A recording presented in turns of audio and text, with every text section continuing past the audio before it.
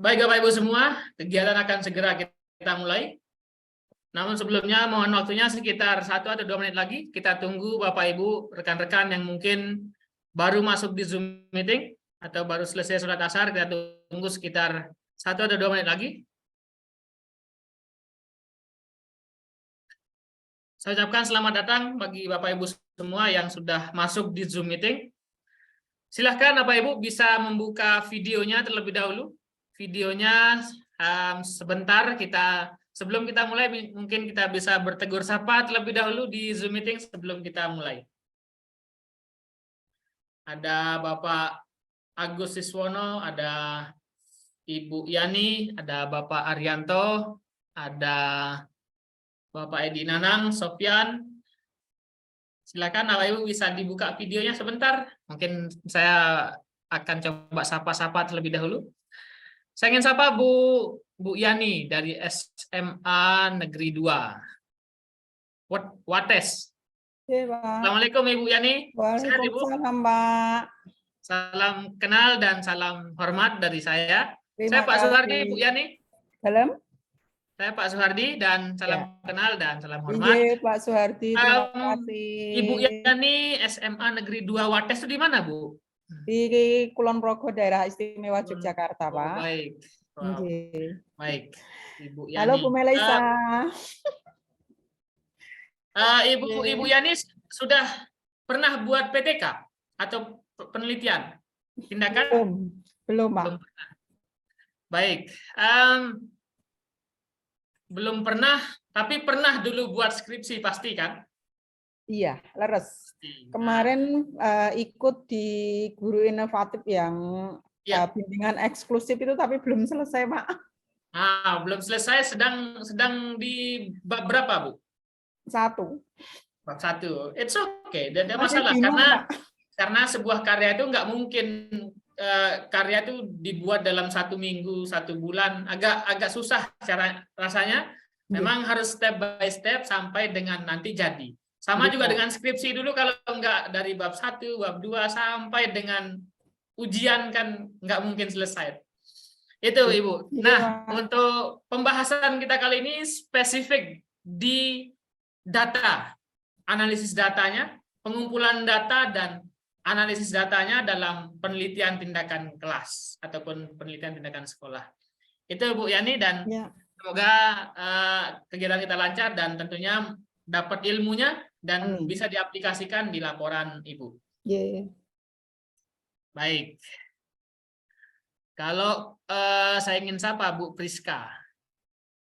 Bu Priska Aprilia. Ya. Selamat sore Bu Priska. Selamat sore Pak. Oke, sehat ya Bu? Ya, sehat. Ibu Priska boleh tahu dari mana? Dari SMK Negeri 3 Palangkaraya, Pak. Palangkaraya, baik. Wah, jauh juga. Ibu guru ya? Iya, guru. Guru mata pelajaran? Produktif. Produktif, SMK, baik. Iya. Ibu pernah buat laporan PTK? Belum pernah sih Pak, ini sedang proses. Oke. Nah, ini berkaitan, pembahasan kita kali ini berkaitan dengan bagaimana Bapak Ibu mengumpulkan data, kemudian menyusun instrumennya, dan nanti Bapak Ibu akan analisa data tersebut dalam laporannya. Iya. Dulu skripsinya penelitian apa Ibu Priska? Penelitian tentang multimedia sih, pembuatan multimedia. Metodenya? Metodenya penelitiannya kualitatif, kuantitatif, pengembangan? Kuantitatif. Kuanti. Pernah? Gimana? Kuantitatif. Iya. Oke, berarti pernah menyusun instrumen dalam skripsinya pasti. Iya. Apakah itu tes, apakah kuesioner dan lain sebagainya. Nah, itu akan kita coba. Akan coba kita ingat-ingat kembali dan pelajari kembali. Baik Ibu Priska Aprilia, salam kenal dan semoga kegiatan kita lancar dalam sharing pada hari ini. Izin Bapak Ibu saya mulai. Saya record terlebih dahulu, sudah sekitar 30 yang masuk. Bismillahirrahmanirrahim. Assalamualaikum warahmatullahi wabarakatuh. Selamat sore Bapak Ibu semua dan salam sejahtera bagi kita semua. Semoga Bapak Ibu dalam keadaan sehat walafiat di bulan Ramadan ini, dan saya ucapkan selamat menjalankan ibadah puasa bagi Bapak Ibu yang beragama Islam, dan tentunya sore hari ini semoga Bapak Ibu dalam keadaan semangat dan siap untuk belajar berkarya nyata untuk pendidikan bersama Guru Cendekia. Alhamdulillah pada sore hari ini kita bertemu kembali dalam kegiatan diklat daring Guru Cendekia dengan tema penyusunan instrumen dan analisis data penelitian tindakan. Tentunya Bapak Ibu mungkin asumsi saya sekitar 95% tidak asing dengan istilah instrumen dan data dalam penelitian. Karena Bapak Ibu pasti pernah menyusun skripsi ataupun laporan penelitian dengan jenis yang berbeda-beda. Tapi paling tidak Bapak Ibu pernah menyusun skripsi ataupun tesis.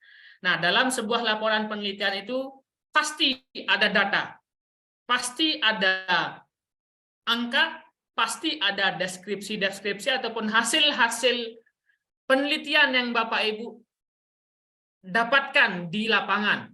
Nah, mendapatkannya di lapangan atau biasa istilahnya dengan pengumpulan data dalam penelitian, kemudian Bapak Ibu setelah Bapak Ibu kumpulkan data dengan menggunakan apa? Dengan instrumen. Nah, dengan alat yang Bapak Ibu siapkan sehingga Bapak Ibu mengumpulkan datanya dengan tepat. Kemudian setelah Bapak Ibu mengumpulkan data dengan tepat, Bapak Ibu akan analisa data tersebut. Apakah datanya berbentuk angka? Apakah datanya berbentuk deskripsi? Ya, mungkin Bapak Ibu menggunakan wawancara, Bapak Ibu observasi, dan lain sebagainya. Nah, itulah yang Bapak Ibu akan kelola ataupun olah sehingga akan menjadi satu paparan data dalam laporan penelitian Bapak Ibu ataupun dalam hasil penelitian Bapak Ibu yang nantinya bisa dikatakan valid ataupun paling tidak rapi datanya, kemudian bisa dibaca ataupun bisa diterjemahkan ataupun bisa dilihat oleh pembaca dengan baik. Seperti itu. Pada sore hari ini kita akan mulai dengan kegiatan diklat daring Guru Cendekia dengan tema penyusunan instrumen dan analisis data penelitian tindakan dengan sama-sama melafazkan al-basmalah. Bismillahirrahmanirrahim. Semoga apa yang kita pelajari dan apa yang kita sharing pada sore hari ini mendapatkan berkah dan tentunya bermanfaat bagi Bapak Ibu semua. Amin. Baik, untuk kegiatan ini diklat daring Guru Cendekia ini dilakukan oleh sebuah perkumpulan namanya Perkumpulan Para Cendekiawan Indonesia, yang salah satu kegiatannya adalah untuk menyelenggarakan pelatihan dan pendidikan bagi Bapak Ibu yang ingin belajar kembali. Kita sama-sama untuk belajar, kita sama-sama untuk sharing, sehingga nanti kita bisa berkarya nyata untuk pendidikan. Dalam hal ini Bapak Ibu bisa mengimplementasikan instrumen data ataupun instrumen penelitian dalam sebuah penelitian yang Bapak Ibu lakukan. Apakah itu penelitian yang khususnya pada saat ini adalah penelitian tindakan.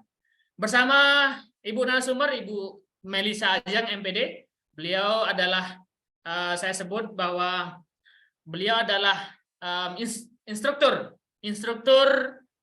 ataupun reviewer dalam penelitian tindakan kelas kami di Guru Inovatif Indonesia, dan kami undang di Guru Cendekia yang sudah sangat terbiasa sekali pembimbing, sudah terbiasa dalam Bapak Ibu berinteraksi dalam data-data penelitian tindakan ataupun laporan penelitian tindakan secara utuh. Bapak Ibu yang seorang guru, Bapak Ibu membuat penelitian tindakan kelas, dan Bapak Ibu kepala sekolah ataupun pengawas, Bapak Ibu membuat penelitian tindakan sekolah. Nah, dalam satu unsur itu sama penelitian tindakan. Oleh karena itu, tepat kami mengundang Ibu Melisa Ajeng untuk diklat kali ini yang akan membagi kita sedikit tips ataupun kita bisa sharing berkaitan dengan seperti apa sih pengumpulan data ataupun alat yang digunakan untuk mengumpulkan data. Bapak Ibu mungkin tidak asing dengan, mungkin ada yang sering mendengar kuesioner, ada yang data tes gitu kan, ada observasi, kemudian seperti apa instrumennya dan bagaimana contoh-contohnya nanti akan disampaikan oleh Ibu Melisa Ajeng. Selama 2 kali Zoom meeting, di Zoom meeting pada hari dan besok kita akan bertemu di Zoom meeting, dan 2 hari lagi Bapak Ibu bisa diskusi di WA Group karena Ibu narasumber sudah bergabung juga di WA Group, sehingga Bapak Ibu bisa lebih intens dalam komunikasi dan belajar. Silahkan ambil ilmunya dan terapkan untuk karya pendidikan yang nyata. Ibu Melisa Ajeng, sekitar 40 atau 50 menit saya persilahkan untuk menyampaikan materinya. Untuk materi pertama Bapak Ibu terkait dengan instrumen terlebih dahulu, karena ada 2. Ada instrumen dan analisis data. Seperti itu yang saya persilahkan Ibu Melisa. Baik, terima kasih Pak Suwardi atas waktunya. Sebelumnya, bismillahirrahmanirrahim. Assalamualaikum warahmatullahi wabarakatuh. Selamat sore Bapak Ibu. Sebelumnya saya ucapkan terima kasih kepada Bapak Dr. Muhammad Suwardi dan Bapak Randi Pratama Murtikusuma yang telah memberikan saya kesempatan untuk berbagi ilmu terkait penyusunan instrumen dan analisis data pada penelitian tindakan. Nah, untuk pertemuan kita pertama ini, Bapak Ibu, perdana kita akan membahas terkait penyusunan instrumen. Sebelumnya, izinkan saya share screen terlebih dahulu, Bapak Ibu.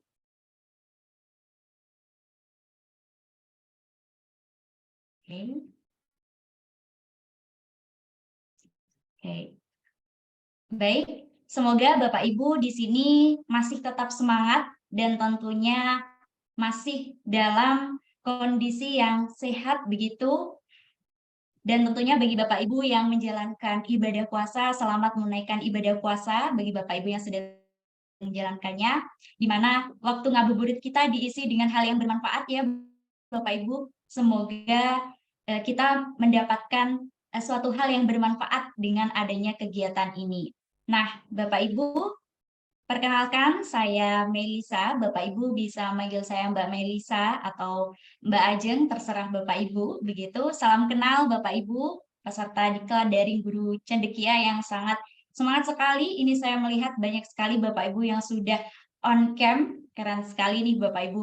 Di mana waktunya ini adalah waktu sore untuk beristirahat, untuk ngabuburit, tapi Bapak Ibu luar biasa sekali masih menyempatkan waktunya untuk bersama-sama menggali ilmu lebih lanjut, tentunya terkait penyusunan instrumen dan juga teknik analisis data. Nah, bagi Bapak Ibu yang mungkin ingin mencatat, silahkan bisa mempersiapkan alat tulisnya untuk bisa mencatat. Nanti pertanyaan-pertanyaan bisa Bapak Ibu ungkapkan atau Bapak Ibu bisa sampaikan di sesi diskusi interaktif melalui secara langsung ataupun Bapak Ibu bisa menyampaikannya di meeting chat. Begitu ya Bapak Ibu. Jadi di sini sama-sama kita belajar, tentunya kita belajar agar kita bisa berkarya nyata untuk pendidikan. Di mana untuk topik pertama di sini Bapak Ibu terkait penyusunan instrumen PTK dan topik kedua terkait teknik analisis data. Nah, di pertemuan pertama ini kita lebih membahas lebih lanjut, lebih detail terkait apa sih instrumen yang perlu kita susun dalam laporan penelitian tindakan yang telah kita lakukan begitu. PTK untuk Bapak Ibu guru, PTS mungkin untuk Bapak Ibu kepala sekolah, begitu ya Bapak Ibu. Nah, tentunya kualitas hasil penelitian Bapak Ibu itu ada beberapa faktor. Yang pertama itu terkait kualitas instrumen penelitian dan yang kedua adalah kualitas analisis data. Jadi hasil penelitian Bapak Ibu itu bergantung dari kualitas instrumen penelitian yang telah Bapak Ibu buat dan juga kualitas analisis data. Jadi kualitas hasil penelitian itu tidak bergantung dari banyaknya rumusan masalah yang Bapak Ibu jabarkan di bagian bab 1, akan tetapi memang terkait 2 hal penting ini. Jadi ini memang penting banget terkait kualitas instrumen penelitian dan kualitas analisis data. Nah, kemudian Bapak Ibu pasti terbersit nih, apa sih sebenarnya instrumen begitu ya? Nah, sebelum kita masuk ke sana, Bapak Ibu perlu diketahui bahwasanya dalam penelitian tindakan kelas, Bapak Ibu sebagai guru sekaligus peneliti merupakan bagian dari instrumen itu sendiri. Mengapa dikatakan begitu? Karena peneliti akan terlibat langsung dalam kegiatan pembelajaran, yaitu pada cakupan penelitian Bapak Ibu. Oleh sebab itu, Bapak Ibu, peneliti sebagai instrumen haruslah mempunyai wawasan penelitian yang akan dilakukan, baik itu terkait fokus penelitiannya, kemudian instrumen pengumpulan datanya, dan analisis datanya. Nah, perlu diketahui bahwasanya instrumen itu apa begitu. Nah, instrumen itu adalah alat penelitian, di mana Bapak Ibu alat penelitian ini digunakan untuk mengumpulkan, mengukur, dan menganalisis data yang tentunya berhubungan dengan penelitian Bapak Ibu. Nah, ini telah dikemukakan oleh Rahman dan kawan-kawan pada tahun 2022. Oleh karena itu, Bapak Ibu, dalam sebuah penelitian, tahapan paling penting sekali lagi dan harus dilaksanakan adalah menyusun instrumen sebagai alat pemecahan masalah. Jadi masalah Bapak Ibu yang Bapak Ibu angkat sebagai penelitian Bapak Ibu, perlu adanya suatu alat untuk memecahkan masalah tersebut. Tadi juga telah Bapak Ibu diajak diskusi bersama begitu. Ada beberapa Bapak Ibu yang mungkin sudah memiliki laporan penelitian tindakan, ada juga beberapa Bapak Ibu yang masih ini akan menyusun laporan penelitian tindakan kelas ataupun penelitian tindakan sekolah. Jadi mari kita sama-sama begitu ya Bapak Ibu, belajar bersama-sama, berdiskusi bersama, memanfaatkan waktu ini sebaik mungkin begitu. Agar nantinya ketika Bapak Ibu sudah terjun langsung dalam penelitian, Bapak Ibu tidak bingung lagi nih, instrumen penelitian saya harus yang bagaimana ya begitu. Nah, setelah Bapak Ibu mengetahui terkait definisi ini, tentunya dari definisi tersebut akan muncul. Jadi kegunaan instrumen itu apa sebenarnya? Kegunaan instrumen ini tentunya sebagai alat ukur yang benar, Bapak Ibu. Alat ukur itu maksudnya gimana? Alat ukur yang benar yaitu alat ukur dalam menyelesaikan suatu permasalahan Bapak Ibu. Dan juga instrumen ini untuk mengumpulkan data yang memang diperlukan dalam penelitian Bapak Ibu. Jadi itulah kegunaan dari adanya suatu instrumen Bapak Ibu. Jadi perlu sekali dalam penelitian itu pasti ada yang namanya instrumen penelitian. Kemudian Bapak Ibu, ketika Bapak Ibu ingin membuat suatu instrumen, terus Bapak Ibu bingung nih, kira-kira saya harus bagaimana ini ya Mbak? Instrumennya harus bagaimana? Nah, ini yang perlu Bapak Ibu lakukan. Langkah pertama ketika memang Bapak Ibu ini adalah, maksudnya membuat laporan penelitian tindakan kelas ini masih menjadi suatu hal yang awal bagi Bapak Ibu perlu nih melakukan hal-hal berikut ini. Yang pertama, Bapak Ibu, kenali atau ketahui terlebih dahulu fokus permasalahan penelitian Bapak Ibu. Nah, misalkan nih fokus masalahnya terkait hasil belajar. Ya sudah, hasil belajar saja berarti nanti.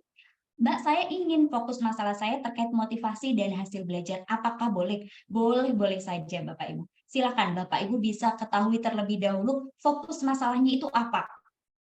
Nah, setelah Bapak Ibu sudah mengetahui, oh fokus masalah saya di sini nih. Kemudian Bapak Ibu pasti menyusun yang namanya rumusan masalah. Nah, dari masalah yang ada tersebut, Bapak Ibu bisa menguraikan sebuah latar belakang yang menjadi sebuah uraian mengapa Bapak Ibu melakukan penelitian tersebut, kemudian Bapak Ibu menyusun yang namanya rumusan masalah. Dari situ Bapak Ibu sudah mengenali, oh rumusan masalah penelitian yang akan saya angkat itu adalah ini. Begitu. Kemudian ketika Bapak Ibu sudah menyusun rumusan masalah, pasti di bab 2 nanti Bapak Ibu akan menyusun yang namanya landasan teori, kemudian Bapak Ibu juga lebih sering membaca terkait penelitian relevan atau penelitian terdahulu.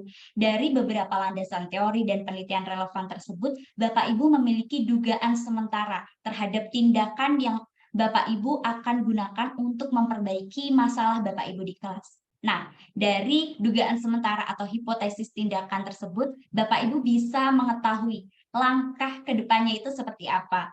Instrumen apa yang perlu kira-kira saya gunakan begitu.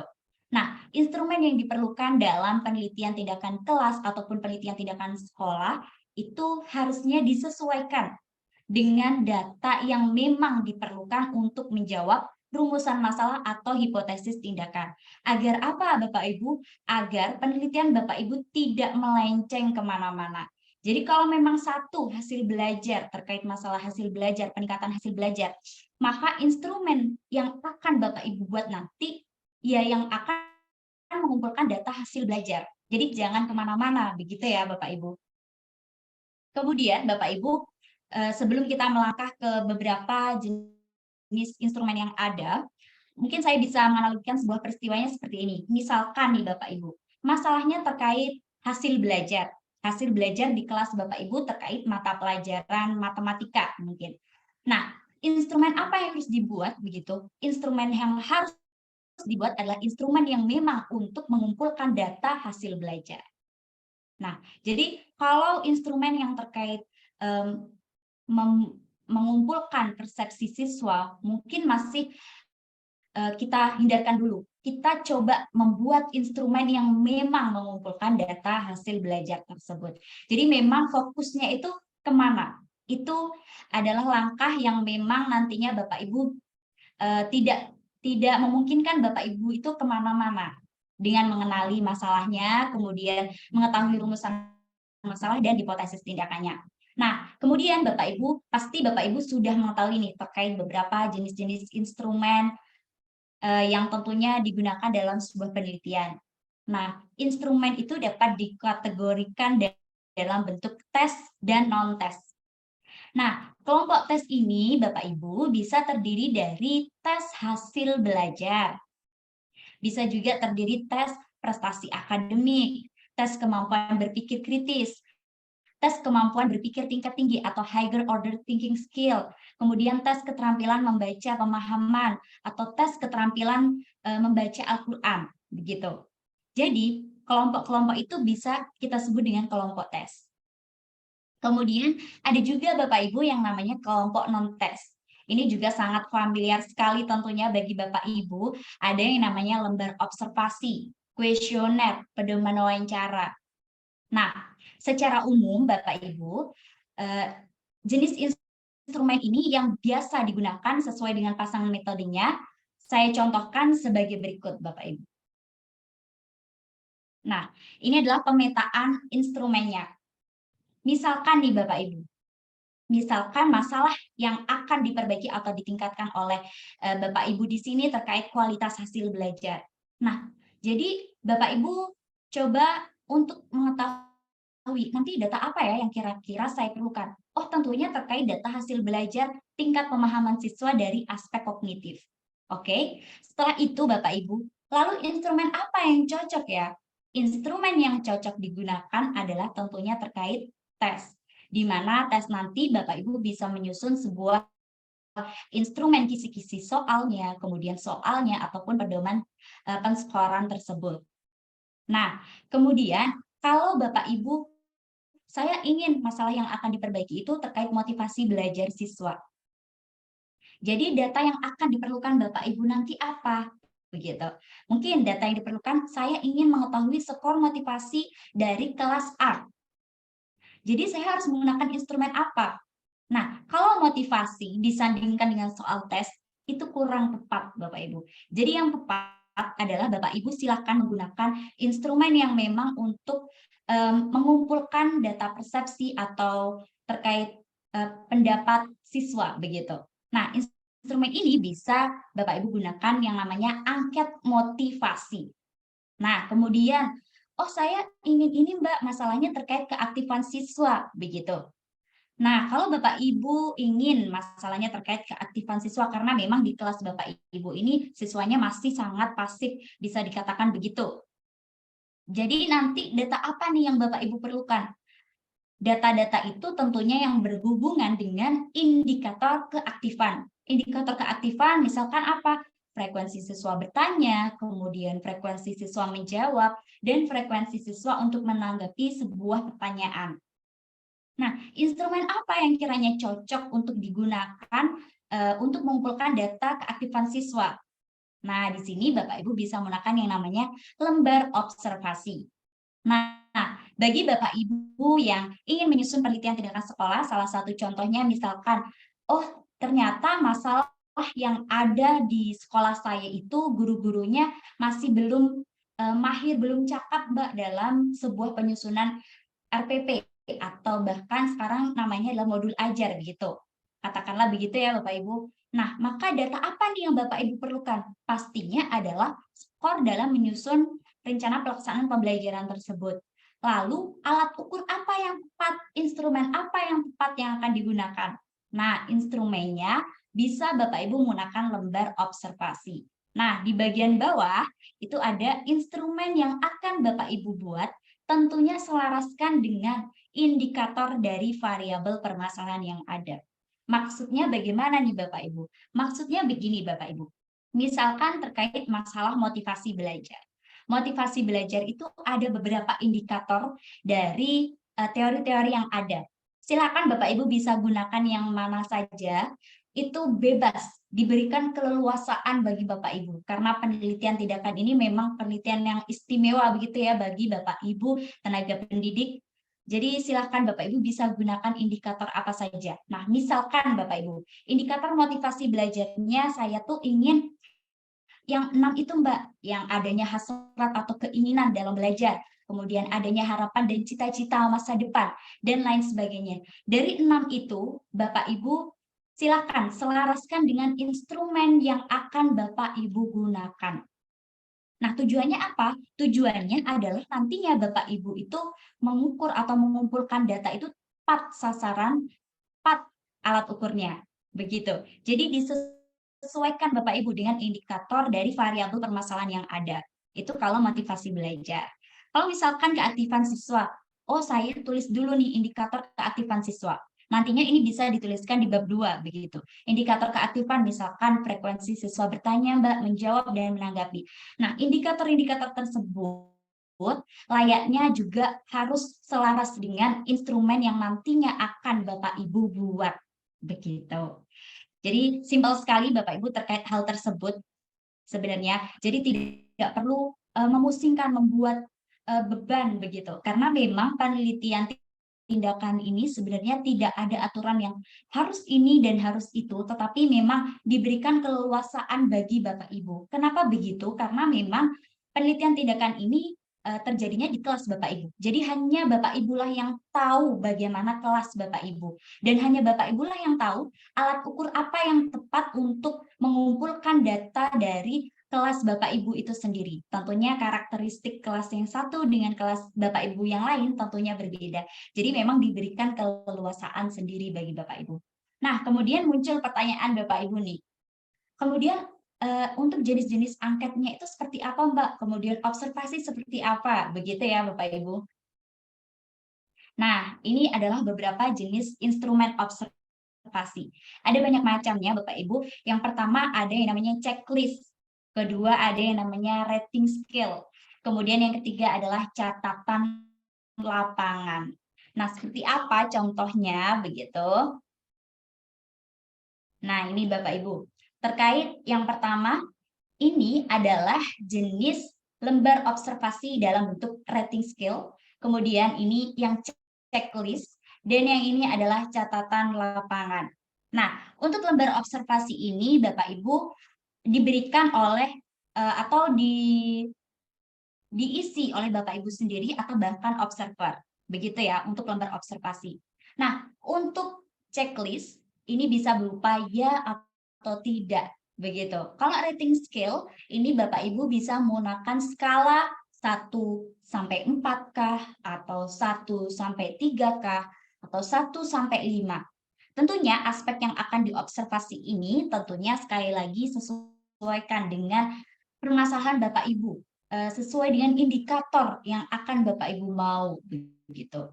Nah, kemudian ada juga yang namanya catatan lapangan, di mana catatan lapangan ini nantinya Bapak Ibu sebagai observer, sebagai peneliti juga, atau Bapak Ibu lain yang sebagai observer ini menuliskan kejadian-kejadian pembelajaran yang memang ada di saat siklus tersebut begitu. Jadi di sana Bapak Ibu menuliskan kejadian apa saja, mulai dari prosesnya, kemudian dan dampaknya bagaimana begitu.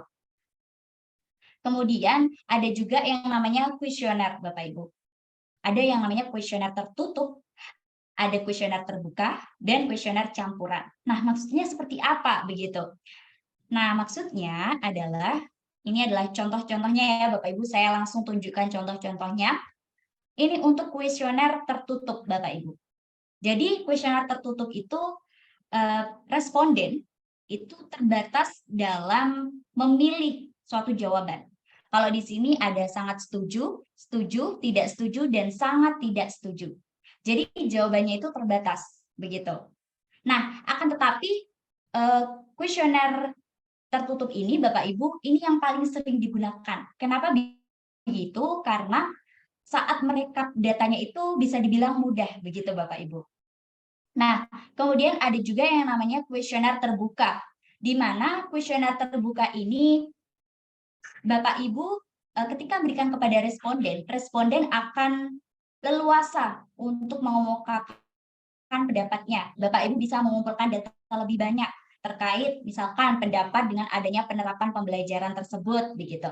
Jadi responden lebih istilahnya bercerita lebih banyak di sini begitu. Dan ini bersifat kualitatif tentunya data-datanya. Kemudian ini yang namanya kuesioner campuran, di mana ada kuesioner tertutup dan ada kuesioner terbuka. Jadi gabungan antara keduanya. Nah, saya harus pakai yang mana, Mbak? Begitu. Nah, Bapak Ibu bebas mau memilih yang mana. Yang lembar observasi pun tadi juga bebas. Bapak Ibu boleh memakai checklist, boleh memakai rating scale, boleh memakai catatan lapangan, atau bahkan Bapak Ibu ingin menggunakan rating scale dengan catatan lapangan, silakan Bapak Ibu. Dan kalau kuesioner, silakan Bapak Ibu juga bisa memilih yang mana begitu. Kemudian instrumen berikutnya adalah wawancara, di mana ada wawancara terstruktur, ada wawancara semi terstruktur, ada wawancara tidak terstruktur. Nah, wawancara terstruktur itu yang bagaimana begitu? Wawancara terstruktur itu di mana Bapak Ibu sudah mempersiapkan nih pertanyaan-pertanyaan yang mungkin untuk menggali masalah Bapak Ibu, untuk mengumpulkan data terkait penelitian Bapak Ibu. Jadi misalkan Bapak Ibu ingin membuat pertanyaan 1 sampai 10, itu sudah detail sekali pertanyaannya di sana, dan nanti pada saat waktu untuk wawancara Bapak Ibu cukup menanyakan apa yang sudah Bapak Ibu tuliskan di sana. Itu kalau terstruktur. Nah, kalau wawancara semi terstruktur itu bagaimana? Kalau wawancara semi terstruktur di sana Bapak Ibu membuat sebuah kisi-kisi pertanyaannya atau pedoman wawancaranya begitu. Misalkan terkait topik model pembelajarannya misalkan. Nah, nanti dari topik tersebut Bapak Ibu kembangkan sendiri pertanyaannya. Begitu. Nah, kalau wawancara tidak terstruktur, itu Bapak Ibu tidak menyiapkan apa-apa, langsung spontanitas di waktu penelitian tersebut yang memang waktunya untuk mengumpulkan data melalui wawancara, Bapak Ibu melakukan atau mengungkapkan, menyampaikan pertanyaan secara spontanitas. Nah, dengan adanya wawancara tidak terstruktur ini seringkali bahasannya itu kemana-mana gitu Bapak Ibu. Jadi kurang fokus begitu. Alangkah lebih baiknya memang menggunakan wawancara terstruktur ataupun wawancara semi terstruktur yang memang di mana Bapak Ibu sudah menyiapkan nih, oh saya ingin mengumpulkan data terkait ini, dan ini. Begitu. Nah, ini Bapak Ibu terkait kaitan antara metode dan instrumen. Tadi yang telah saya sampaikan bahwasanya jenis-jenis instrumen ada apa saja, dan nanti di bab 3 itu Bapak Ibu akan ada yang namanya poin metode pengumpulan data atau teknik pengumpulan data. Nah, di sini Bapak Ibu bisa menuliskan nih kalau permasalahannya terkait hasil belajar, berarti metodenya terkait tes begitu. Kalau hasil belajar kemudian metodenya angket, itu kurang pas Bapak Ibu. Karena apa? Angket atau kuesioner ini lebih kepada mengumpulkan terkait persepsi siswa begitu. Nah, di sini sudah terpaparkan dengan jelas Bapak Ibu, angket itu Bapak Ibu bisa menggunakan instrumen baik itu angket tertutup, angket terbuka, dan angket campuran. Tentunya ini diberikan keleluasaan bagi Bapak Ibu selaku guru dan juga peneliti. Nah, kemudian wawancara, Bapak Ibu di sini bisa menggunakan atau menyusun instrumen pedoman wawancara. Nah, kalau Bapak Ibu di bab 3 menuliskan terkait observasi, jelaskan di sana instrumennya itu juga seperti apa. Apakah instrumen lembar observasinya berupa checklist, ataukah rating scale, atau catatan lapangan. Nah, kemudian tes, instrumennya apa saja? Instrumennya Bapak Ibu bisa berupa kisi-kisi tes, soal tes, dan pedoman penskoran tes. Tentunya dari beberapa yang telah saya sebutkan tes, baik itu tes hasil belajar, tes keterampilan berpikir kritis, tes terkait keterampilan berpikir tingkat tinggi, itu tentunya soal-soal yang dibuatnya itulah berbeda, Bapak Ibu. Kenapa berbeda? Karena tes hasil belajar dengan tes keterampilan berpikir tingkat tinggi tentunya memiliki indikatornya sendiri. Kalau keterampilan berpikir tingkat tinggi, paling tidak Bapak Ibu soal-soalnya ini lebih kepada menalar, begitu ya Bapak Ibu, mengevaluasi dan menciptakan. Tentunya Bapak Ibu sudah ahli dalam hal tersebut. Tapi kalau terkait soal tes hasil belajar ya yang memang Bapak Ibu laksanakan di kelas Bapak Ibu saja begitu. Terkait materi-materi tersebut harusnya yang bagaimana, harus yang mencakup tujuan apa saja begitu. Maka dari itu kalau soal tes alangkah lebih enaknya begitu Bapak Ibu bisa buat kisi-kisi tesnya terlebih dahulu, kemudian soal tesnya dan bahkan pedoman penskoran tesnya begitu. Nah, itu terkait kaitan antara metode dan instrumen. Nah, berikut Bapak Ibu ada beberapa cara atau tips dari saya untuk menyusun instrumen tes. Yang pertama nih Bapak Ibu, pastikan tujuan dalam menyusun soal tes itu memang fokusnya ke sini begitu. Pastikan tujuan dalam menyusun soal tes. Jadi, misalkan terkait tes hasil belajar, berarti ya tes hasil belajar aja. Kalau tes berpikir kritis, berarti Bapak Ibu nanti akan membuat soal-soal yang menstimulus siswa untuk berpikir kritis. Tentunya berbeda dengan soal-soal yang sering Bapak Ibu berikan ke siswa. Nah, kemudian kalau tes keterampilan berbicara, tentunya Bapak Ibu nanti menyiapkan apa aja nih begitu. Jadi pastikan tujuannya terlebih dahulu nih Bapak Ibu. Nah, setelah Bapak Ibu memastikan tujuan tersebut, Bapak Ibu membuat yang namanya sebuah kisi-kisi instrumen tes dengan jelas. Jadi baik itu terkait kira-kira berapa nih soalnya, kemudian soalnya berbentuk apa, apakah pilihan ganda kah, atau soal esai atau uraian kah, begitu. Jadi di sana bisa jelas dan nanti Bapak Ibu itu bisa lebih fokus lagi. Nah, kemudian selanjutnya adalah menulis butir pertanyaan sesuai dengan kisi-kisi yang telah Bapak Ibu buat. Nah, tentunya kisi-kisi ini juga tidak ada aturan yang harus begini ya Bapak Ibu, harus begitu, begitu.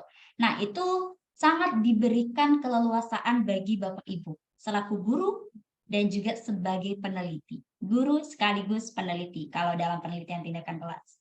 Nah, setelah Bapak Ibu menulis butir pertanyaan nih, Bapak Ibu silakan bisa menyusun atau membuat rubrik penskoran dan juga kunci jawaban. Kenapa hal ini juga perlu? Agar nanti Bapak Ibu dalam merekap datanya, dalam menganalisis datanya itu lebih mudah begitu. Jadi itu adanya Bapak Ibu perlu membuat rubrik penskoran dan kunci jawaban. Nah, kalau menyusun instrumen non-tes bagaimana begitu? Nah, untuk menyusun instrumen non-tes, Bapak Ibu yang pertama nih, Bapak Ibu bisa tentukan terlebih dahulu spesifikasi instrumen non-tes yang akan Bapak Ibu buat itu apa begitu. Misalkan, oh saya ingin membuat instrumen non-tes lembar observasi karena memang saya ingin mengamati aktivitas siswa. Oke, lembar observasi. Kemudian Bapak Ibu tentukan juga secara spesifik lembar observasinya mau yang seperti apa nih begitu. Apakah Bapak Ibu ingin seperti rating scale atau Bapak Ibu ingin lembar observasi yang berupa checklist saja atau Bapak Ibu gunakan catatan lapangan saja. Nah, setelah itu Bapak Ibu, hal yang dilakukan adalah tentukan aspek yang akan dinilai. Keaktifan siswa, aspek apa saja yang ada dari aktivitas siswa begitu tadi ya. Misalkan aja kalau aktivitas siswa fokus dalam menyimak pembelajaran yang ada di kelas, misalkan seperti itu aspek-aspeknya. Dan silakan aspek-aspek itu Bapak Ibu lah yang menentukan. Bapak Ibu bisa menelusuri lebih lanjut melalui teori-teori yang sudah ada. Nah, dari teori-teori tersebut, apakah harus semuanya, Mbak? Nah, itu Bapak Ibu bisa mengambil beberapa yang memang menjadi permasalahan Bapak Ibu di kelas. Begitu. Nah, kemudian yang ketiga, setelah Bapak Ibu tentukan aspek-aspek yang akan dinilai nih, Bapak Ibu langsung tuliskan nih instrumen berdasarkan aspek yang ada. Menuliskan pernyataan pada instrumen tersebut, Bapak Ibu. Dan menentukan skala instrumennya. Kalau misalkan menggunakan rating scale, skala instrumennya saya ingin menggunakan 1 sampai 3, Mbak. Oke, boleh. 1 sampai 4, boleh. 1 sampai 5, boleh. Nah, tentunya nanti Bapak Ibu silakan 1 sampai 4 itu maksudnya apa? 1 sampai 5 itu maksudnya apa? Begitu. Misalkan 1 sampai 4 adalah sangat kompeten, kompeten, cukup kompeten, tidak kompeten. Misalkan saja begitu contohnya. Nah, kemudian yang keempat adalah menentukan sistem penskorannya. Menentukan sistem penskoran dari instrumen non-tes yang telah Bapak Ibu buat tadi. Jadi caranya gimana nih saya setelah sudah mengumpulkan data menggunakan instrumen non-tes ini, kemudian langkah apa yang harus saya lakukan? Nah, jadi kalau sudah ada sistem penskorannya di sana, enak banget Bapak Ibu dalam merekap datanya dan menganalisis datanya pada akhirnya. Nah, kemudian Bapak Ibu sebelum kita berdiskusi lebih lanjut, terkadang ada Bapak Ibu yang memiliki pertanyaan seperti ini. Saya sudah membuat instrumennya, Mbak. Nah, kemudian apa instrumen ini validasi? Begitu. Pasti ada dari Bapak Ibu yang berpikiran seperti itu. Apakah harus validasi ya, Mbak? Apakah cukup begini saja sudah oke, begitu. Nah, tentunya penelitian tindakan kelas ini memang memiliki keistimewaan yang ada begitu, tentunya bagi Bapak Ibu tenaga pendidik. Dan juga tidak menutup kemungkinan Bapak Ibu adanya keterbatasan dengan menggunakan penelitian tindakan kelas ini. Keterbatasan ini tentunya berhubungan dengan yang namanya validitas dan generalisasi.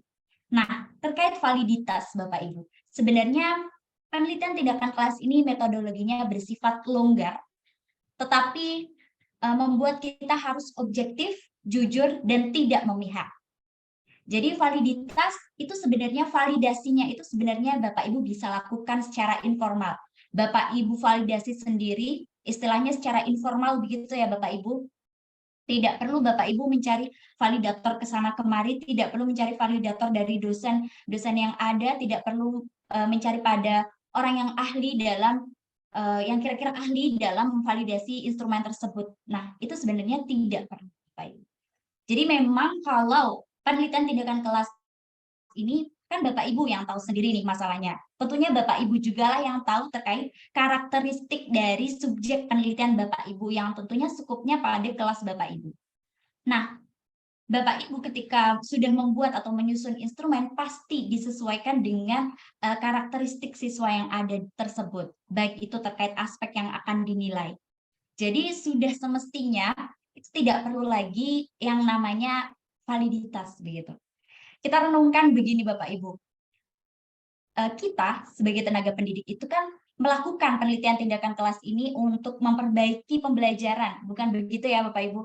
Nah, tidak mungkin bagi kita untuk istilahnya itu melakukan atau apa ya Bapak Ibu, rekayasa istilahnya, rekayasa untuk kelas kita sendiri. Lah, apa untungnya buat kita begitu. Jadi terkait validitas ya tentunya itu sudah valid tentunya. Kalau Bapak Ibu sudah menyesuaikan dengan aspek yang akan Bapak Ibu ukur atau Bapak Ibu kumpulkan begitu. Nah, tentunya kalau misalkan instrumen ini diambil dari mana, apakah sudah divalidasi begitu. Nah, terkadang Bapak Ibu instrumen yang misalkan instrumennya Bu Yani dengan instrumen Bu Yani di penelitian ini sudah valid, sudah oke lah, katakanlah begitu. Kemudian diambil oleh Bu Priska gitu aja dicomot. Nah, belum tentu nih Bapak Ibu instrumen yang valid di Bu Yani itu tepat sasaran ketika diukur atau digunakan untuk mengukur subjek penelitiannya Bu Priska. Nah, jadi terkait instrumen ini memang silakan Bapak Ibu memang diberikan keleluasaan dan memang kalau di buku penelitian tindakan kelas itu tidak perlu lagi yang namanya validitas ke sana kemari, begitu ya Bapak Ibu. Tidak perlu validasi ke sana kemari karena memang metodologi PTK itu kembali lagi bersifat longgar yang artinya Bapak Ibu bisa melakukan validasi itu secara informal, secara sendiri begitu istilahnya. Nah, kemudian yang kedua tadi terkait generalisasi Bapak Ibu. di mana hasil penelitian tindakan kelas itu merupakan hasil penelitian yang memang ada di kelas Bapak Ibu, begitu. Nah, mungkin tindakan yang diambil oleh Pak Agus itu berhasil, belum tentu di Bu Priska itu tindakan tersebut jika diambil itu berhasil, begitu. Jadi tidak dapat digeneralisasi secara luas. Akan tetapi Bapak Ibu tidak menutup kemungkinan Bapak Ibu bisa mengambil tindakan dari penelitian orang lain yang mana nantinya bisa dimodifikasi sesuai dengan karakteristik siswa di kelas Bapak Ibu. Nah, seperti itu ya Bapak Ibu terkait keterbatasan PTK, baik itu terkait validitas dan generalisasi. Oke, mungkin itu Bapak Ibu yang bisa saya sampaikan. Saya kembalikan lagi kepada Pak Suhardi untuk bisa dilakukan sesi diskusi interaktif. Baik, terima kasih Ibu Melisa berkaitan dengan materi kita pada sore hari ini terkait dengan penyusunan instrumen penelitian tindakan kelas. Tentunya Bapak Ibu tadi sudah ada diberikan gambaran instrumen berarti alat. Alat untuk mengumpulkan data dalam penelitian, khususnya penelitian tindakan kelas yang sore hari ini kita bahas. Jadi alatnya jangan sampai salah ketika Bapak Ibu ingin mengumpulkan sesuatu, kemudian alatnya belum kita tahu ataupun salah yang kita akan gunakan, tentunya data yang akan kita dapatkan juga akan keliru nantinya. Oleh karena itu, sebelum Bapak Ibu mempersiapkan untuk mengambil data, sebelum itu Bapak Ibu harus tahu alatnya yang tepat yang Bapak Ibu gunakan. Seperti tadi, jika Bapak Ibu ingin mengambil data berkaitan dengan hasil belajar, tentunya instrumen yang Bapak Ibu gunakan adalah apa nih misalkan.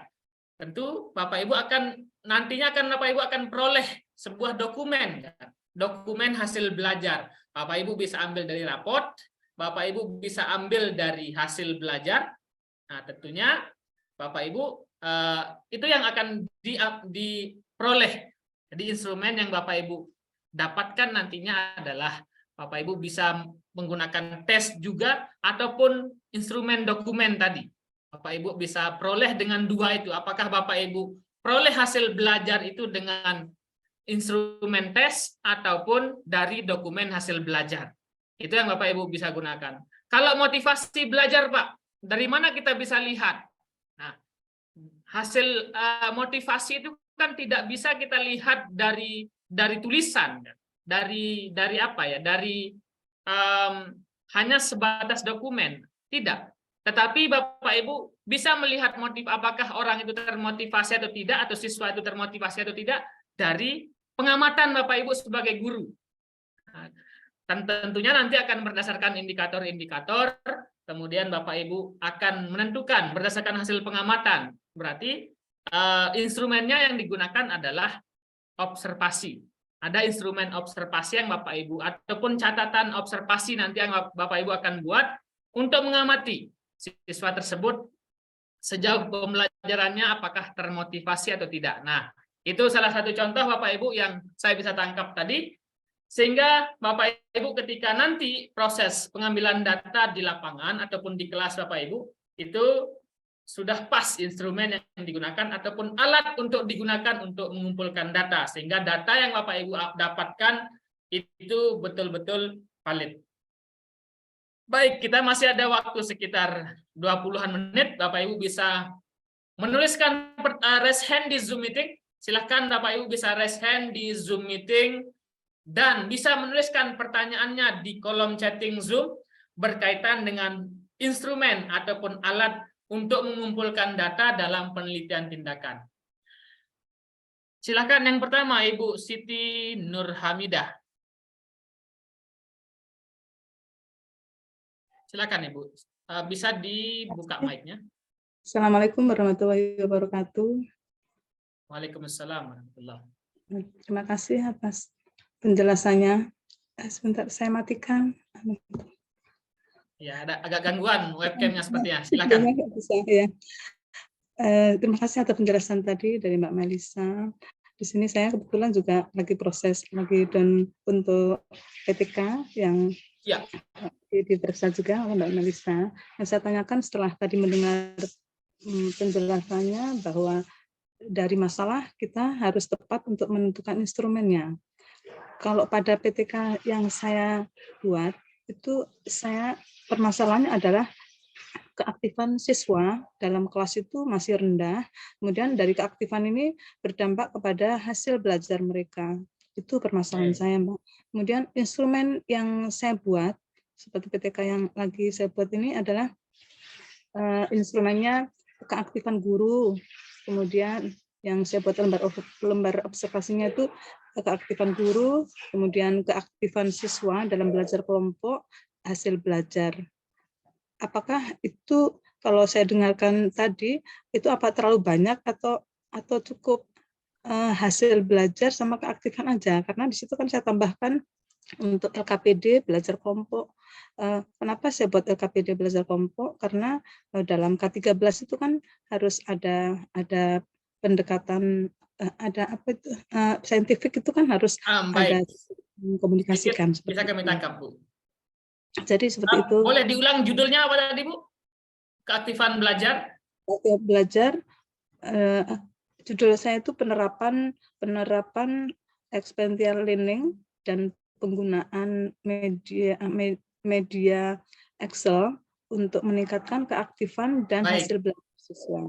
Nah, berarti Ibu fokus pada melihat keaktifan belajarnya. Itu yang menjadi masalah utama yang ada di laporan PTK Ibu. Apakah itu saja, Bu? Pertanyaannya? Iya, jadi yang saya tanya itu Pak, apakah instrumen yang saya buat 4 itu harus dikurangi ataukah biar aja seperti itu, ada guru atau hanya 2 itu aja? Terima kasih. Baik, Ibu. Dipahami, Bu? Iya. Bisa tanggapi untuk pertanyaan Ibu Siti Nurhamidah. Baik, terima kasih Pak Suwardi. Dan terima kasih juga kepada Ibu Siti Nurhamidah yang telah bertanya. Jadi Ibu Siti Nurhamidah ini memiliki permasalahan Bapak Ibu terkait keaktifan dan juga hasil belajar di kelasnya. Nah, kira-kira menggunakan instrumen seperti apa begitu? Tentunya instrumen ini yang memang fokusnya nanti adalah untuk mengumpulkan data terkait keaktifan dan juga hasil belajarnya. Nah, apakah boleh saya menggunakan lembar observasi? Begitu. Tentunya begini Bapak Ibu, di PTK itu ada yang namanya observasi, ada tahapan siklus itu perencanaan, pelaksanaan, pengamatan dan juga refleksi. Nah, Bapak Ibu di situ boleh saja menggunakan observasi untuk melihat proses pembelajarannya seperti apa begitu. Apakah proses ataupun tindakan yang Bapak Ibu gunakan misalkan saat Bapak Ibu menyampaikan sebuah pertanyaan, dampaknya ke siswa itu bagaimana? Nah, itu kan juga bisa ditulis nantinya, bisa dijadikan sebuah narasi juga di bagian observasi nanti. Nah, untuk instrumennya, Bapak Ibu, di mana fokusnya tadi ke Bu Siti Nurhamidah, tentunya instrumennya ini yang terkait dengan keaktifan siswa dan juga hasil belajar. Nah, keaktifan siswa di sini, Ibu Nurhamidah bisa menggunakan lembar observasi keaktifan siswa. Silakan Ibu Nurhamidah ingin menggunakan checklist kah atau rating scale. Kemudian terkait hasil belajarnya, silakan Ibu Nurhamidah bisa menggunakan soal tes hasil belajarnya. Nah, nantinya Ibu Nurhamidah, coba Ibu Nurhamidah buat satu lembar observasi yang memang mencakup semuanya. Di mana tadi Bu Nurhamidah menyampaikan bahwasanya kalau di K13 itu ada yang namanya pendekatan saintifik 5M begitu ya Bu Nurhamidah, pasti ada yang menanya, mengamati dan lain sebagainya. Nah, coba nanti aspek-aspek itu yang perlu ada nih di lembar observasi keaktifan siswa. Nah, coba saya tunjukkan salah satu contoh nih Bapak Ibu. Contoh terkait instrumen penelitian tindakan yang mungkin Bapak Ibu juga bisa gunakan begitu. Nah, terlihat ya Bapak Ibu apakah kurang? Bisa diperbesar sedikit, Bu? Oke. Sudah terlihat Pak Suwardi? Oke. Nah, di sini ada yang namanya lembar observasi keaktifan siswa. Nah, Bapak Ibu, ketika bingung nih, pasti Bapak Ibu bingung, saya gimana ya Mbak menyusun instrumen tersebut, gimana? Gimana saya harus menyusun butir-butir pertanyaan? Saya kadang bingung gitu Mbak. Nah, Bapak Ibu tidak perlu khawatir, karena apa? Karena ketika kita ketikkan di Google, itu pasti banyak sekali ya Bapak Ibu. Misalkan lembar observasi keaktifan siswa nih. Pasti banyak sekali instrumen-instrumen lembar observasi keaktifan siswa. Nah, tugas Bapak Ibu adalah coba amati instrumen-instrumen tersebut, kemudian Bapak Ibu bisa tiru dan modifikasi atau ATM istilahnya. Dimodifikasi seperti apa Mbak? Dimodifikasi sesuai dengan karakteristik yang memang akan Bapak Ibu teliti di kelas Bapak Ibu tadi. Misalkan tadi kalau Bu Nur Hamidah terkait, Mbak di saya itu di K13 perlunya ada melihat pendekatan saintifiknya begitu. Nah, jadi di lembar observasi tersebut nanti coba Bapak Ibu tulis pernyataan terkait hal tersebut.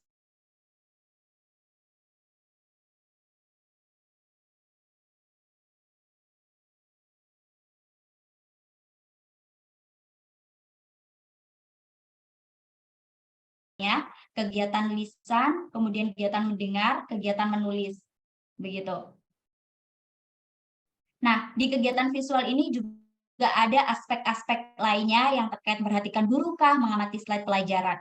Nah, skor-skornya ini nanti sudah tertera di sini, skor 4 jika aspek 1, 2, dan 3 muncul, di mana aspeknya nanti akan dijelaskan di bagian bawahnya, begitu.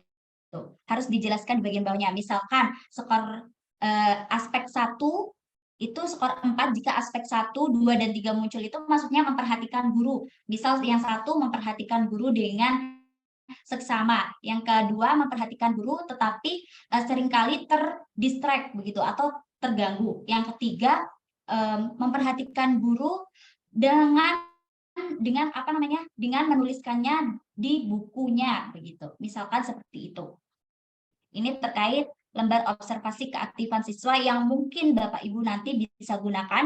Nanti untuk beberapa instrumen yang ada di sini, nanti akan coba saya kirimkan di grup begitu ya Bapak Ibu, karena kita juga karena saya juga bergabung di sana. Mungkin seperti itu. Dan terkait hasil belajar, silakan Ibu Nur Hamidah, instrumennya ya terkait hasil belajar untuk mengumpulkan data hasil belajar, yaitu terkait soal tes begitu. Begitu Pak Suhardi. Baik, terima kasih Ibu Melisa atas penjelasannya. Tentunya Bapak Ibu, untuk contoh-contoh nanti juga akan kami lengkapi, akan kami kirimkan di WA grupnya agar ada menjadi pedoman ataupun contoh-contoh yang bisa dilihat. Namun sebelumnya ada hal yang ingin saya sampaikan berkaitan dengan instrumen Bapak Ibu. Tentu ketika Bapak Ibu ingin menyusun sebuah instrumen, tentu Bapak Ibu harus memperhatikan juga berkaitan dengan indikator ataupun ciri ataupun hal yang Bapak Ibu akan amati. Nah, itu yang harus diketahui terlebih dahulu berkaitan dengan keaktifan. Kira-kira siswa dikatakan aktif itu seperti apa? Bapak Ibu tentu akan kita melihat siswa aktif itu cirinya seperti apa atau indikatornya seperti apa. Nah, indikator itu biasanya Bapak Ibu akan kupas terlebih dahulu pada bab 2 kajian pustaka. Oh, siswa aktif itu ataupun keaktifan siswa itu bisa dilihat dari aktifnya mendengar, kemudian berbicara ataupun menyimak misalkan seperti itu indikatornya.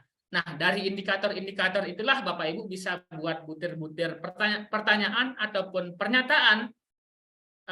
Bapak Ibu bisa buat list gitu kan, checklist apakah siswa tersebut memang mendengar ataupun tidak, ataupun Bapak Ibu bisa buat lembar observasi seperti yang disampaikan oleh Ibu narasumber tadi.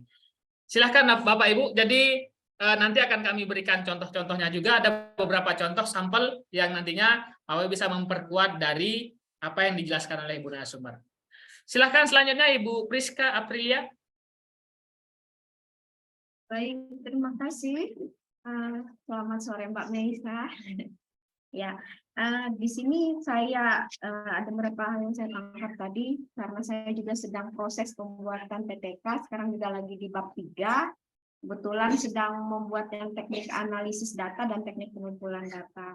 Nah, dari hasil proses yang saya jalani tadi, saya sudah dapatkan itu fokus penelitiannya saya adalah tentang kreativitas siswa dengan adanya penerapan moda pembelajaran project based learning.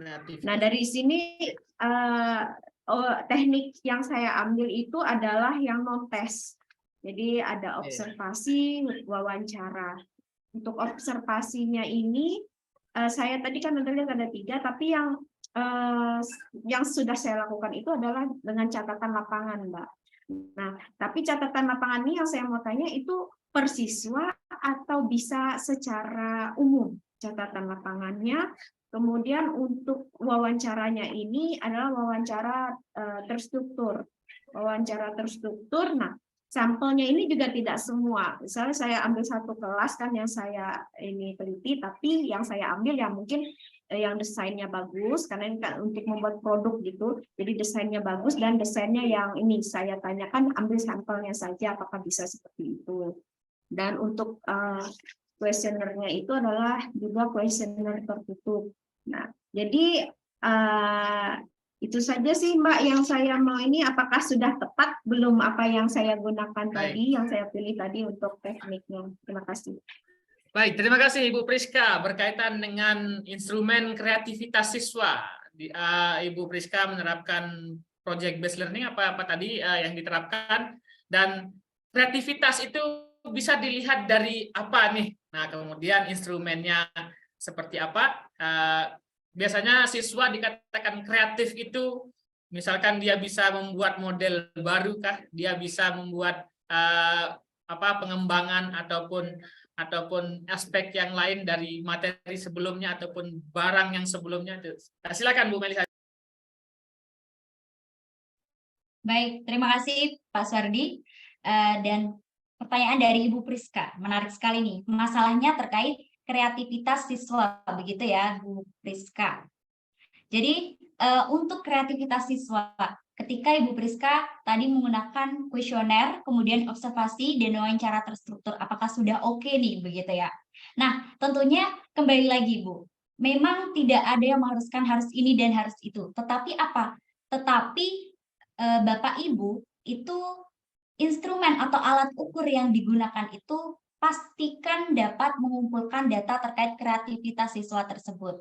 Nah, kalau menurut saya nih Bu Priska, kalau kuesioner, kalau tadi kan wawancara terstruktur, Ibu Priska hanya mengambil beberapa siswa saja nih, yang produknya sudah oke, yang sudah bagus begitu. Nah, jadi gimana pada siswa-siswa yang lain? Padahal Ibu Priska terkait penelitian tindakan kelas ini tentunya memperbaiki pembelajaran yang ada di kelas tersebut. Setidaknya nanti Ibu Priska indikator keberhasilan kreativitas siswanya ini mencapai berapa nih? Misalkan saya ingin penelitian saya ini berhasil ketika 75% siswa saya ini memiliki kreativitas siswa yang oke. Nah, jadi kalau Ibu Priska menekan wawancara terstruktur tidak masalah. Mungkin bisa ditambahkan lagi nih Bu Priska terkait kuesioner yang terbuka. Jadi bukan yang kuesioner tertutup. Kenapa begitu Bu Priska? Karena nanti misalkan Ibu Priska udah menentukan di indikator dari kreativitas siswa. Mungkin salah satunya terkait ide adanya pembuatan produk tersebut. Kira-kira idenya apa? Jadi Bu Priska kalau menggunakan kuesioner terbuka, nanti Bu Priska bisa tahu nih, dari beberapa siswa tersebut, misalkan ada 25 siswa di kelas Bu Priska, Ibu Priska tahu, oh ternyata ide anak-anak itu dari ini. Oh dari ini, mengapa mereka membuat produk seperti ini dan memodifikasinya menjadi baru seperti ini. Jadi Bu Priska mendapatkan datanya terkait kreativitas siswa itu bisa secara utuh begitu Bu, bisa secara lengkap begitu. Nah, untuk terkait observasi, wawancara, silakan Ibu Priska juga bisa menambahkannya sebagai tentunya data pendukungnya begitu ya Bu Priska. Agar nanti data yang Ibu kumpulkan itu lebih lengkap lagi. Nah, untuk observasi ini tentunya Ibu Priska bisa mengobservasi catatan lapangannya, mengobservasi seluruh pembelajaran yang ada di kelas tersebut. Berarti secara umum begitu ya Bu Priska. Begitu Bu Priska. Mungkin ada tanggapan lagi Bu Priska? Apakah sudah cukup jelas Bu Priska? Iya, sudah cukup jelas. Terima kasih Bu atas penjelasannya. Baik. Dan tentunya hal itu bisa Bapak Ibu terapkan juga. Jadi tidak hanya sekedar teori, ayo dilengkapi dalam laporan PTK-nya. Yang mungkin belum membuat laporan PTK, bisa membuat laporan PTK-nya. Yang mungkin masih pada bab 2 atau bab 1 lebih semangat lagi karena sudah tahu nih instrumen yang digunakan gitu ya. Jadinya ketika Bapak Ibu sudah sampai pada tahap bab 1 atau bab 2, ada semangat lagi, ada motivasi lagi Bapak Ibu menyelesaikan laporannya, dan tentunya tetap berkarya nyata untuk pendidikan. Baik, silahkan Bapak Ibu yang ingin bertanya secara langsung bisa raise hand. Raise hand di aplikasi ya Bapak Ibu, kalau gini-gini saya nggak bisa lihat di Zoom meeting. Atau kita bahas yang ada di kolom chatting Ibu. Silahkan bisa dicoba untuk cek, ada beberapa pertanyaan di kolom chatting, Bu Melisa, silahkan. Baik Pak Suwardi. Ini ada pertanyaan dari Ibu Isni Rosyati. Jika ada penelitian dengan 2 sasaran dalam PTK, apakah peneliti juga bisa mengambil 2 atau lebih instrumen yang sesuai dengan sasaran? Nah, ini tadi tentunya seperti penelitiannya Ibu Siti Nurhamidah. Tadi Ibu Siti Nurhamidah terkait keaktifan dan hasil belajar. Berarti ada 2 sasaran nih, ada 2 permasalahan dalam penelitian tindakan tersebut. Jadi Bapak Ibu di sini silakan bisa menggunakan instrumen yang memang mengumpulkan data untuk keaktifan siswa dan juga mengumpulkan data terkait hasil belajar siswa. Nah, saran saya bagi Bapak Ibu yang mungkin masih awal nih dalam menyusun laporan penelitian tindakan, bisa 1 permasalahan saja Bapak Ibu. Nah, jadi kualitas hasil penelitian Bapak Ibu itu tidak terlihat dari berapa nih masalah yang akan Bapak Ibu selesaikan, tetapi kualitas hasil penelitian Bapak Ibu ditentukan dari kualitas instrumennya dan kualitas analisis datanya. Jadi memang terkait hal tersebut Ibu Isni Rosyati bisa menggunakan 2 instrumen yang memang mengumpulkan data terkait keaktifan dan hasil belajar, misalkan seperti itu. Kemudian kalau Ibu Fitriani terkait instrumen kuesioner tadi sudah saya jelaskan, dan nanti akan saya kirimkan juga kepada Bapak Ibu agar Bapak Ibu juga bisa melakukan adopsi begitu dan juga dimodifikasi sesuai dengan karakteristik dari kelas Bapak Ibu dan juga indikator-indikator yang Bapak Ibu gunakan. Kemudian Ibu Riani, untuk PTK minimal harus dilakukan terhadap berapa kelas? Nah, untuk penelitian tindakan kelas ini adalah Bapak Ibu silahkan meneliti kelas yang memang Bapak Ibu lakukan pembelajaran, yang memang kelas tersebut ini merupakan kelas yang ingin Bapak Ibu perbaiki permasalahannya. Dan kelasnya itu tidak seperti penelitian-penelitian yang lainnya. Misalkan kalau penelitian eksperimen harus 2 kelas, harus ada kelas kontrol dan kelas eksperimen. Nah, kalau PTK ini Bapak Ibu gunakan cukup 1 kelas yang memang akan diperbaiki masalah yang sedang ada di kelas tersebut. Begitu Bapak Ibu. Nah, kemudian untuk Bapak Hidmi atau Ibu Hidmi, sama dengan Bu Priska mungkin model project based learning-nya. Ya, seperti tadi Bapak Ibu silakan terkait instrumen itu bisa Bapak Ibu sesuaikan dengan masalah yang memang Bapak Ibu ambil begitu. Dan sesuaikan juga dengan indikator permasalahan tersebut. Jika Ibu Priska tadi terkait kreativitas, maka di bagian bab 2 silakan Bapak Ibu lebih ulas lagi terkait indikator kreativitas itu seperti apa. Nah, adanya ulasan tersebut nanti untuk memudahkan Bapak Ibu untuk menyusun sebuah instrumen penelitian. Oke, Ibu Rina, judul saja belum dapat, apakah diambil dari masalah real di kelas? Nah, ya, jadi begini Bapak Ibu. Untuk permasalahan itu silahkan Bapak Ibu bisa teliti atau amati atau kenali permasalahan yang ada di kelas Bapak Ibu sendiri, begitu. Jadi bukan dari permasalahan orang lain, begitu, yang memang permasalahan dari kelas Bapak Ibu sendiri. Misalkan, oh Mbak, ternyata di kelas saya ini terkait hasil belajarnya masih sangat rendah. Kemudian ada juga nih Mbak terkait keaktifan siswanya masih sangat rendah atau bisa dikatakan pasif. Ada juga nih Mbak yang kadang masih sering telat-telat dalam mengumpulkan tugas begitu. Nah, dari permasalahan-permasalahan yang ada tentunya kita tidak memungkiri permasalahan yang ada di kelas itu sangat banyak sekali begitu ya Bapak Ibu. Nah, Bapak Ibu ambil nih 1 saja permasalahannya. Tidak perlu banyak-banyak Bapak Ibu permasalahannya ya. satu saja yang mana nantinya Bapak Ibu bisa cari solusinya untuk meningkatkan atau memperbaiki masalah tersebut. Begitu ya. Baik. Bapak Ibu. Sepertinya pertanyaan yang ada di kolom chatting sudah dibahas, dan silakan Bapak Ibu, kami mengundang lagi untuk bisa bertanya langsung di Zoom meeting. Jika memang tidak ada Bapak Ibu, untuk informasi, karena masih ada beberapa yang menanyakan presensi dan lain sebagainya, presensi dalam kegiatan yang ada di Guru Inovatif Indonesia ataupun yang ada di Guru Cendekia, kami siapkan secara utuh Bapak Ibu. Kami siapkan, jadi Bapak Ibu tidak perlu khawatir berkaitan dengan administratif. Karena biasanya kalau kita sebagai pendidik sibuk dengan administratif, nyusun administratif, lupa jadinya kita buat sesuatu hal. Kadang-kadang RPP saja kita buat asal-asalan kalau kita terfokus sama administratif. Jadi semua administratif kami siapkan. Bapak Ibu cukup fokus pada materi, fokus dalam pengembangan pengetahuan berkaitan dengan tema pelatihan kita. Jadi Bapak Ibu untuk urusan administratif serahkan kepada panitia.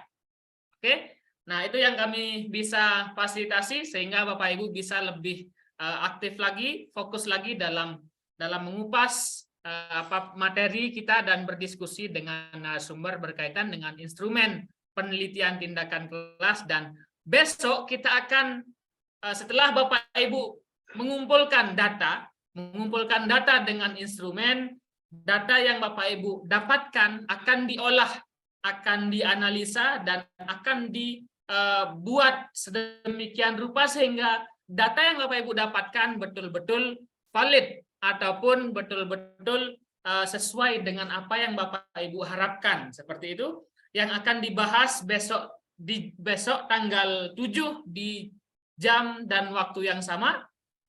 Kemudian semua materi, semua contoh akan kami sampaikan di WA Group, jadi tidak perlu khawatir.